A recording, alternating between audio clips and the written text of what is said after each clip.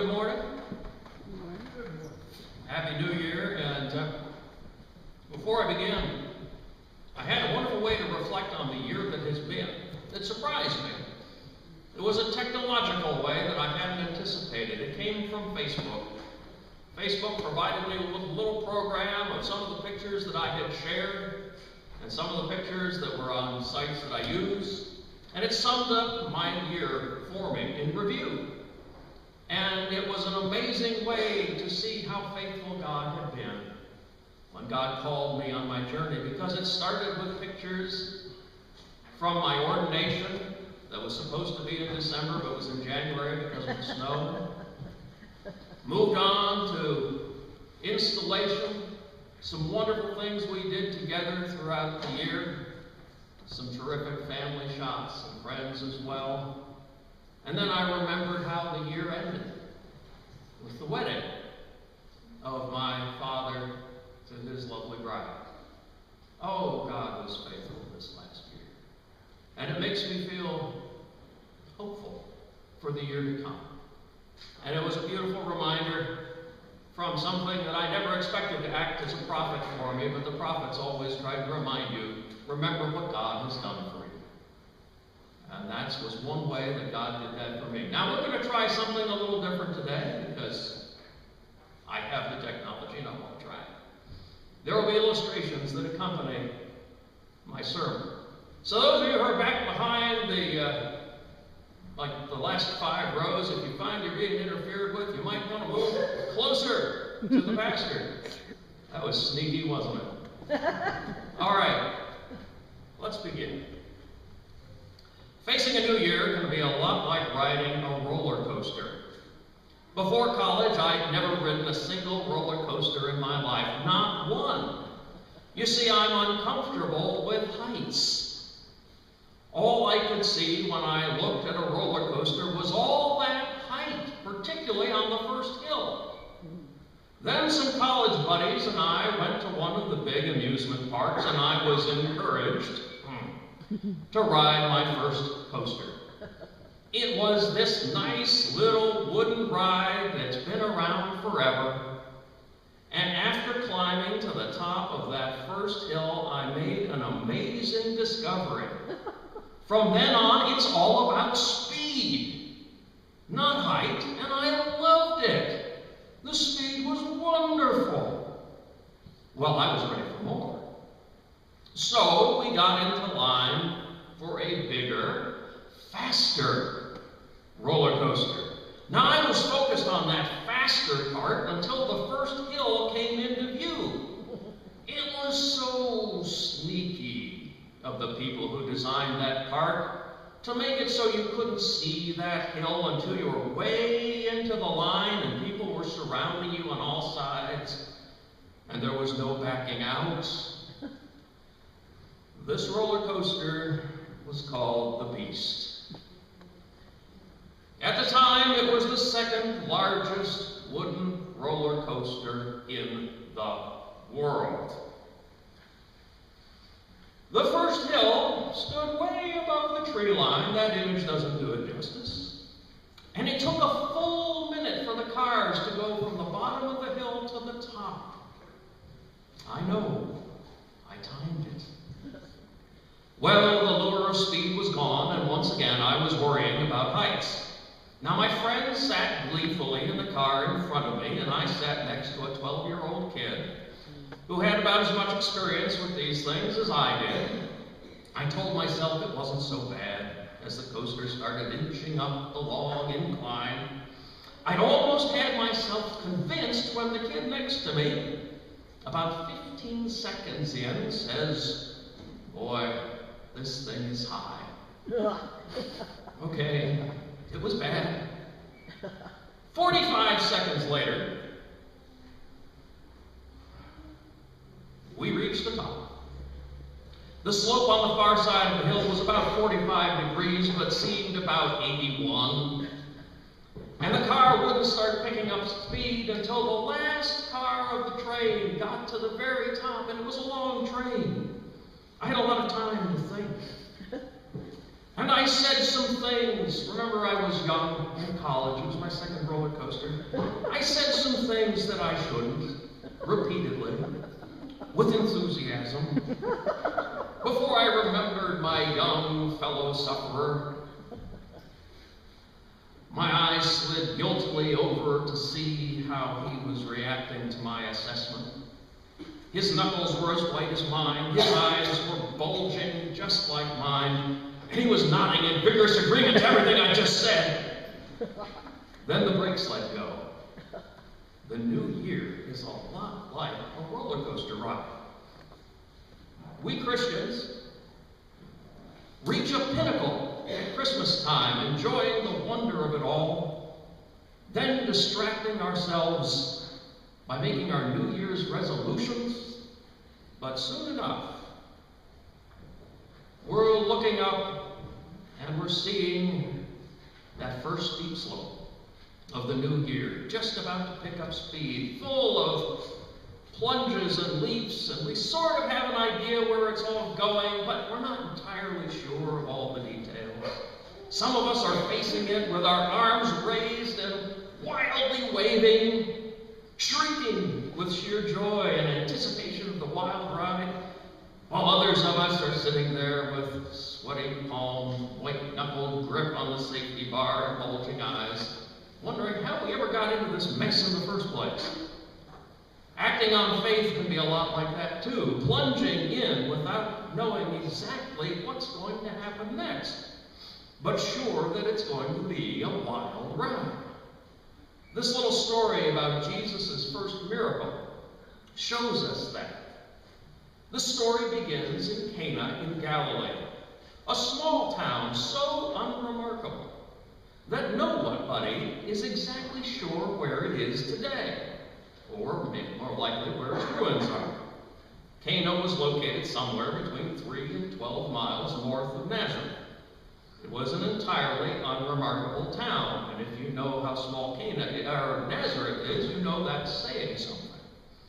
It's not the sort of place where we would expect to find miracles. Mary had already arrived there before Jesus, which suggests this may have been a wedding of a member of the extended family. Weddings back in Jesus' day were even more elaborate than mainline weddings today. The wedding ceremony was held at twilight on the first day, and then the party started at the host's house. The host invited as many people as possible and eagerly sought out distinguished guests, including an up-and-coming teacher who was making a name for himself, and his brand new followers, Andrew, Peter, Philip, and Nathaniel. To have the wine run out before the end of the 7-day celebration was a real embarrassment.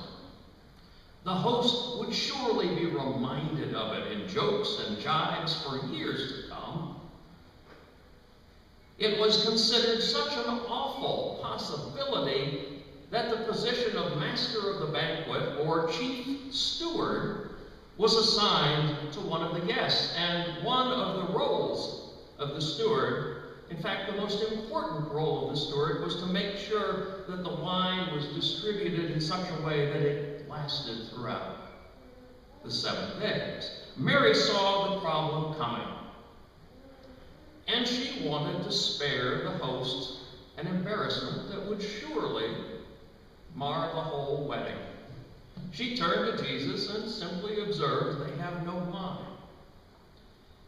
Jesus, or John, doesn't tell us how Mary said this. Maybe there was a certain sharpness in her tone or a lift of her eyebrow, but Jesus got the message that Mary expected far more of her son than taking up a collection and sending his disciples down to the market to get more wine. Mary was looking to her son for a miracle. Mary remembered well what the angel Gabriel had told her about Jesus. She had not forgotten what the shepherds had reported either. She treasured those things and knew who her son was. Had heard what had happened at his baptism, and saw him gathering disciples as a result of his teachings. So, In this simple statement, Mary let Jesus know she expected big things from him. Some scholars say, based on Jesus' response, that Mary wasn't just expecting Jesus' first miracle to remedy the wine problem. Something in what she said or did informed Jesus that Mary was looking for the miracle. Mary was looking for Jesus to reveal himself as Messiah and save more than just the wedding. And Jesus turned her down. In stating, "My hour has not yet come," Jesus gently tempered Mary's expectations. He let her know that she could not prevail upon him in matters of divine timing. There would be no forcing his hand. This was also a pivotal moment for Jesus, and perhaps it was weighing heavily on his mind. You see, once he began to perform miracles, he started his journey to the cross in earnest. In this deceptively simple scene, Jesus and Mary have come to a critical moment. For Mary, this is the equivalent of coming to the top of that first long hill on the roller coaster, peering down the steep slope, ready to take the leap of faith, bracing for a wild and miraculous ride, and suddenly the brakes have locked. Where did Jesus and Mary go from here? We can all understand Mary's desire to push her amazing son a little. It's something we try from time to time. We bargain, "Jesus, just give me this one little miracle. Do this one thing for me and, oh, I don't know, I'll go to seminary and become a preacher." No, it didn't happen that way. And the answer we get is pretty much the same as the one Mary received. My favorite example of this attempt to overreach and encourage God to providing a desired outcome, however, comes in the form of a joke. In the joke, somebody prays to God and asks God, "What is 1,000,000 years to you?" God replies, "Child, 1,000,000 years is as a second to me." Then the person asks, "God, what is $1,000,000 to you?" God replies, $1,000,000 is as a penny to me. Hesitantly, the person asks, "Then God, may I have a penny?" And God replies gently, "Sure, just wait a second." That kind of sums up the situation. Still, that negative response stings a bit. It's a little discouraging, to say the least. And Mary received that negative response from Jesus in a public place. There was some encouragement in it for her, though, when Jesus stated that his time had not yet come. Mary could take heart that his time would. Her grand expectations would be realized, but not yet, not here, not in the way she was hoping. I can imagine any number of responses from Mary, ranging from stony silence to marching off in a huff. Frankly, I can imagine Mary doing almost anything except what she did do. Mary accepts Jesus' reproof without a word, and she moves on. In a marvelous leap of faith, she instructs the servants to do whatever Jesus tells them to do. Undaunted, Mary acted upon her faith that Jesus would indeed provide help for the wedding party. In their time of need, despite what he had just said. While the conversation up to this point may have been muted and heard only by Jesus and Mary themselves, or perhaps by a few disciples, now things were more public. Now Mary had given the servants specific instructions that had in a crowded room no doubt been heard by others. Mary was willing to put her faith and herself on the line to assist this wedding party in their hour of need, and Jesus performed his first miracle. There is wine. but not just any wine, as we're told. This is very good wine. When the steward tasted it, not knowing its source, he complimented the bridegroom, marveling that he had gone against common wisdom and saved the very best wine for last. After all, everybody knew you were supposed to give the guests the best wine first, while they could still appreciate it. Not only was the host's reputation saved, it was elevated. Jesus' miracle went far beyond providing wine for the rest of the wedding ceremony as well. Each of those 6 stone water jars would have held 20 or 30 gallons. This was far more than enough to see the host through the rest of the wedding in fine style. This miracle also provided the newlyweds with a marvelous gift of wine to enjoy after the wedding was done and the guests were gone. Mary's request for Jesus' help after an adjustment of expectation was gently made, was more than fully answered. The first miracle met and surpassed the immediate need. Through her powerful faith in Christ's mercy and her strength in the face of adversity, Mary had gotten past that unexpected jolt in our imagined roller coaster, and the rest of the ride that day was wonderful. No doubt this was a memory that Mary would treasure along with all those others, a memory that would affirm her faith in Jesus as it did the faith of the disciples present. This was a memory that I imagine would motivate Mary to act in faith again and again as well. There is so much in this little story, so much to give us hope as we take the plunge into the new year ourselves. We have seen Jesus perform his first miracle, assisting a family in an hour of need, helping others as he will with all his miracles.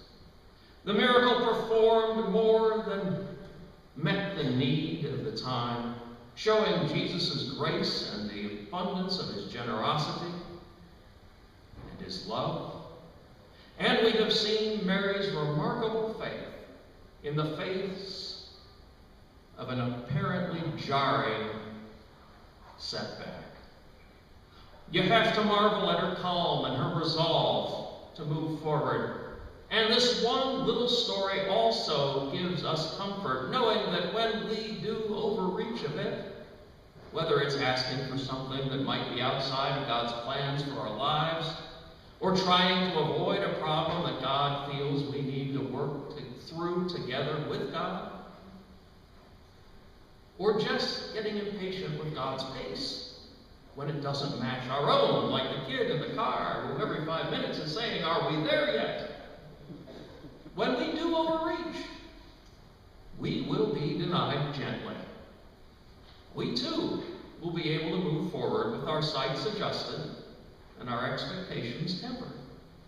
My wish for the new year is that this small story will inspire us to act boldly with the faith that Mary displayed. As we head out into the new year, may we face our challenges with faith in Jesus and with Mary's strength. Together, let's follow Mary's example and turn to Jesus first in prayer for guidance and for aid, and then to move forward in faith. We should also mind Mary's wise instructions to do whatever Jesus tells us. When Jesus responds to prayer, oftentimes the response isn't quite what we expected. No doubt, his instruction to the servants had them stumped.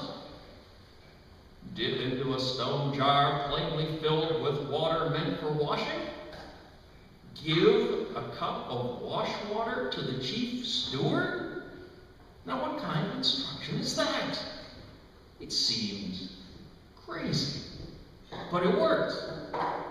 So the response we receive to prayer may be a little unexpected. Still, it is worthwhile to follow through, even when it doesn't seem the logical thing to do at the moment. The result may be far more than we hoped for. So, as we sit on the verge of the new year, poised at the top of that first steep drop into the wild ride ahead, if you have a white-knuckled, panicky grip on life's safety bar, you're not alone.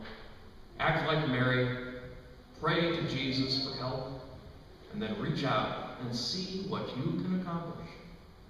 Finally, as the new year roars ahead and we prepare for today's communion, we can take comfort from this story of Jesus' first miracle. We are assured that Jesus saves the best for each of us for last, for when we finally meet face to face. It will be wonderful. Until then, let's enjoy the ride together. Let's pause for a few moments of silence.